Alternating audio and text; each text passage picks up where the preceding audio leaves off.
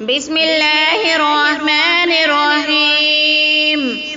الحمد لله الذي أنزل على عبده الكتاب ولم يجعل له عوجا قيما لينذر بأسا شديدا من لدنه ويبشر المؤمنين الذين يعملون الصالحات أن لهم أجرا حسنا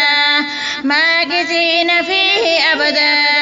وينذر الذين قالوا اتخذ الله ولدا ما لهم به من علم ولا لآبائهم كبرت كلمة تخرج من أفواههم إن يقولون إلا كذبا فلعلك باقع نفسك على آثارهم إن لم يؤمنوا بهذا الحديث أسفا إنا جعلنا ما على الأرض زينة لها لنبلوهم أيهم أحسن عملا وإنا لجاعلون ما عليها صعيدا جرزا أم حسبت أن أصحاب الكهف والرقيم كانوا من آياتنا عجبا إذ أوى الفتية إلى الكهف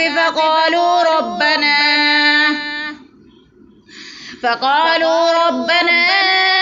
آتنا من لدنك رحمة وهيئ لنا من أمرنا رشدا فضربنا على آذانهم في الكهف سنين عددا ثم بعثناهم لنعلم أي الحزبين أحصى لما لبثوا أمدا. نحن نقص عليك نبأهم بالحق إنهم فتية آمنوا بربهم وزدناهم هدى وربطنا على قلوبهم إذ قاموا فقالوا ربنا رب السماوات والأرض لن ندعو من دونه إلها لقد قلنا إذا شططا هؤلاء قوم اتخذوا من دونه آلهة لولا يأتون عليهم بسلطان بين فمن أظلم ممن افترى على الله كذبا وإذ اعتزلتموهم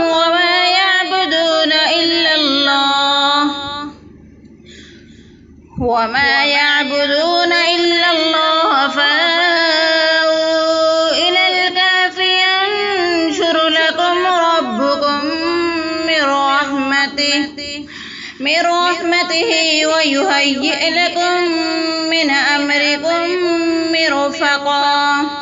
وترى الشمس إذا طلعت تزاور عن كهفهم ذات اليمين وإذا غربت تخرجهم ذات الشمال وهم في فجوة من ذلك من آيات الله من يهد الله فهو المهتد ومن يضلل فلن تجد له وليا مرشدا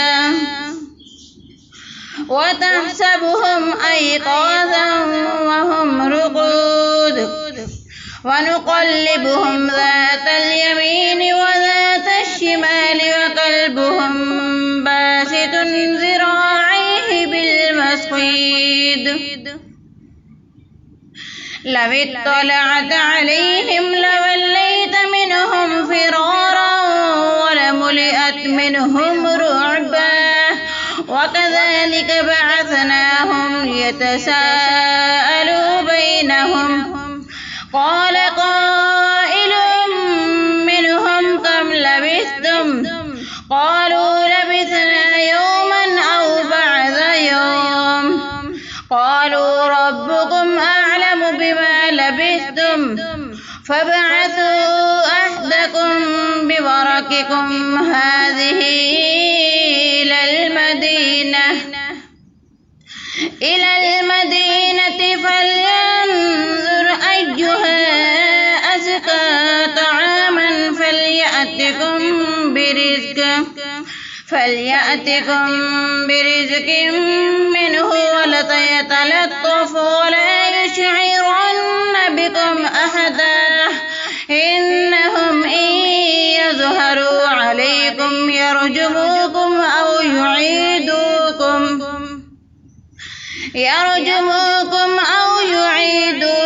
في ملتهم ولن تفلحوا إذا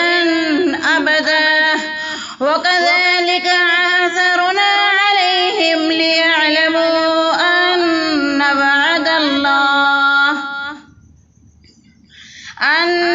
وعد الله حق وأن الساعة لا ريب فيها